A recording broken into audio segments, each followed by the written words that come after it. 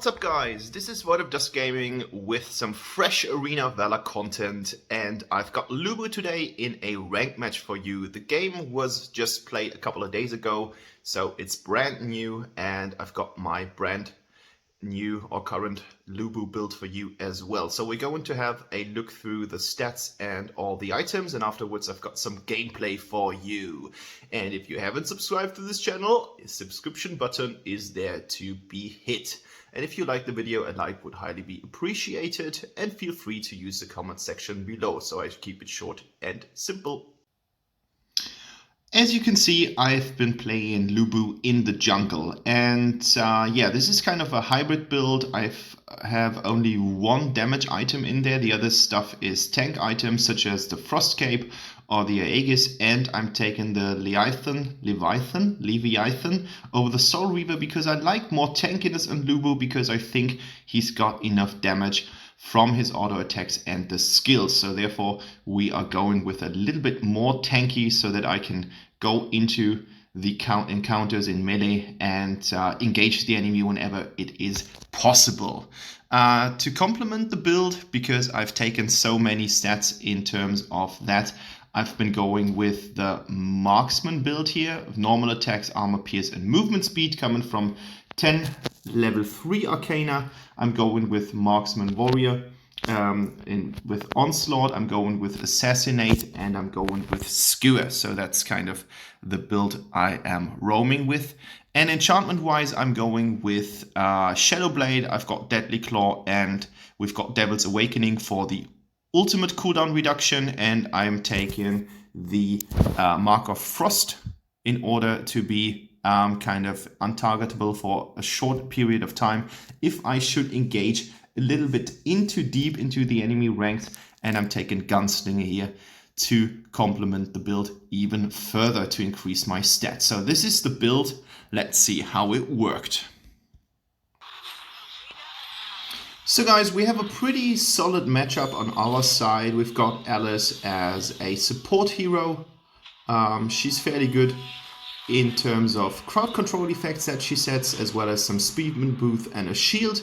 We've got Laville, who is still a pretty strong AD carry. We've got Arthur, who is basically able to tank and dish out enough damage as well, while having a really good engagement tool. And we've got Vera for the single target damage. So I felt quite comfortable with this kind of setup when we were going against the enemy team. We've got Annette on the enemy team. There is Natalia, so we've got a single target melee champion as well. Well, the ult is kind of like global going on, or at least she's got some crowd stuff going on there. And they've got Valheim, who is a CC machine.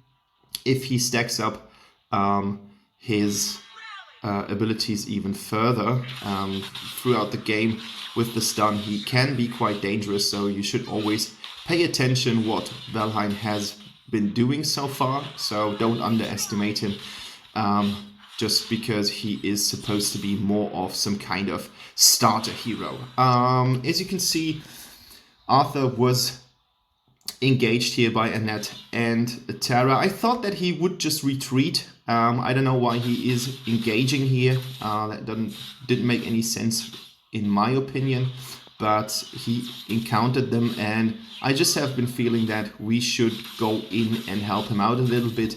And the result was quite nice. So we were able to score the first kill of the game. I'm using my Frostbite talent here just to get some stacks on my jungle item, because I've been roaming up, so I didn't spend the time in the jungle as I would usually do. Like usually I would try to go for level 4, and then if I hit level 4 I would go and start with the ganks. But if there is a window or some kind of opportunity where you should try to help out your team, always go for it. Like there is no set route to this, so even if you're not level 4 and you see some window coming up, you should always engage, of course. Don't let your team fall back just because you are not ready yet.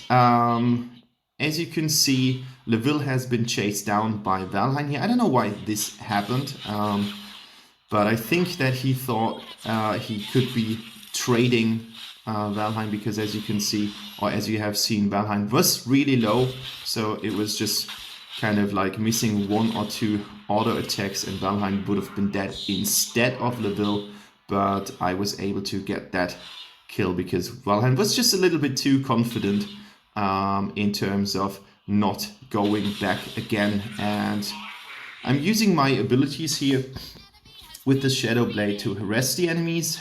You are quite a mobile champion, as you can see with Lubu. All the jumps and all the dashes are pretty nice in order to engage the enemy, as I said before. That's the reason why I'm building Lubu rather tanky instead of a pure damage machine. I just had little to less effect when I was playing him as a glass cannon, so I kind of like the tankiness that he gets from the items, because as I already said, you do get the damage from the Arcana, and on the other hand you do get the damage from your enchantments. For example, Shadowblade and Deadly Claw are stacking up with his abilities quite nicely. So here we go, fighting in the middle just in order to push the lane a little bit further, and that is not the hero who is able to push waves super effectively.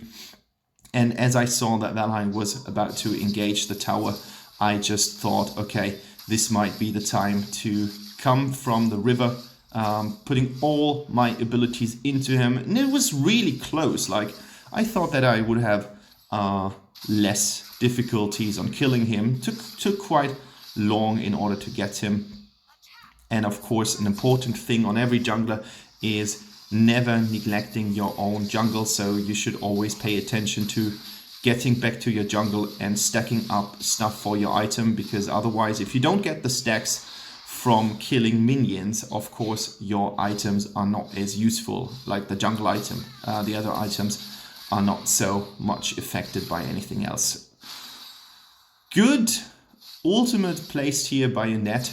She was able to defend against Arthur and I quite good by placing the ult just in front of us so that we were not able to get next to her. But now the enemy is heavily engaging in terms of control here, and I think they just overestimated their power a little bit too much. Maybe they did not pay attention to the roaming at this point, and therefore we were able to kill them quite easily using Frostbite again here just to snag the buff, because I don't want the other people to get the buff instead of me, because as I said, your stacks on the items are quite important in order to maximize the effect that you do get from Soul Reaver and the likes. So yeah, I'm using my ult. Like, if someone is not paying that much attention, or if you're paying attention, you're asking yourself what I'm doing there. I'm using my ult if I am not in a fight, mainly on getting health back when I was engaging. And I just thought that I might be able to get her. And I don't know, that looked like a pretty bad lag here. Looked like she had to pause a little bit, and I was having my finger already on the Frost Orb just to be able to kind of cancel the first incoming shot from the tower. And okay, this is looking a little bit bad. Like, I think my timing here was wrong. I should have gone for Natalia here. I mean, I'm dealing sufficient damage to Tara here, but of course I'm not able to defend myself against Tara, who is quite tanky, and I think she's been pressing her ult coming from the sound. Like, she kind of roars when she activates her ultimate, and then she is getting some health back from the ult. And I think my target prioritizing should have gone for Natalia, kill Natalia first, and then afterwards deal with a basically full Tara, but Natalia would have been dead, and she was the main damage source here in this particular fight. So I should have waited a little bit in between. Like, that's one trick that I have been learning when I was playing Lubu. Sometimes it is not the right thing to just spam your S1, jump, jump, jump, but just to time auto attacks in between. So you can jump, auto attack, jump, auto attack, and then jump, auto attack, and that's a lot more efficient than just pressing everything, and you end up in the middle ranks of the enemy fighting against all of them. If things go super wrong, you will have the tank already been turning back to you, so you've got basically the worst of all trades. Everyone is focusing you, and I mean, yes, I do build him quite tanky, but that doesn't mean that he's unkillable even in ult state, especially if you're jumping around back and forth from one target to the other. It is not going to help you that much.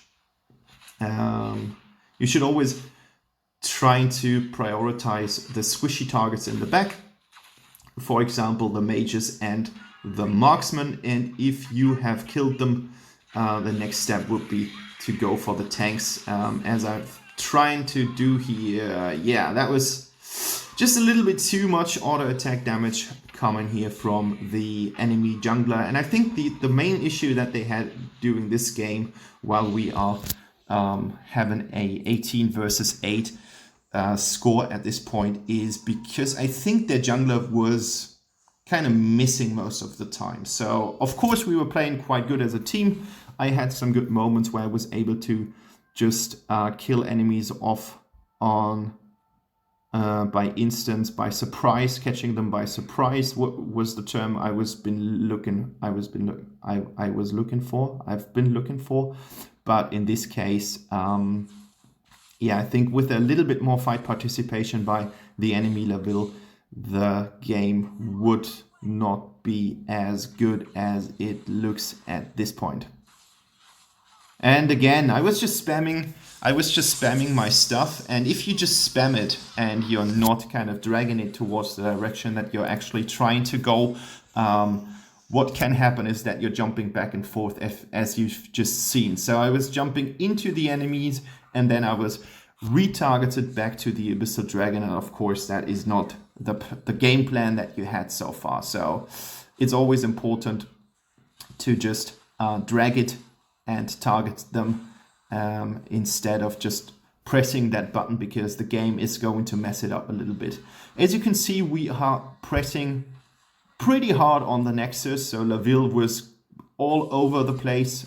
He tried to solo it by himself. At least that's the thing that I estimate from the outcome, and that was a really risky play. So of course he is killed by 3 people trying to defend the loss, and didn't go that well for him. Now he's dead, and we have a dead Laville here. Trying to go for the Laville, and the combined approach of both my jumps and Alice's ult just completely wrecked his entire day. No Laville on the enemy team here anymore. I mean, he's got the cancellation shield on his S2, so he might be able to withstand against one hero. If he's clever and he sees the incoming threat, he might just be able to back off and kind of escape unharmed. But in this case, it was just too much for him. He can't use stuff if he is in Alice's ult. She cancels all the abilities that the heroes have.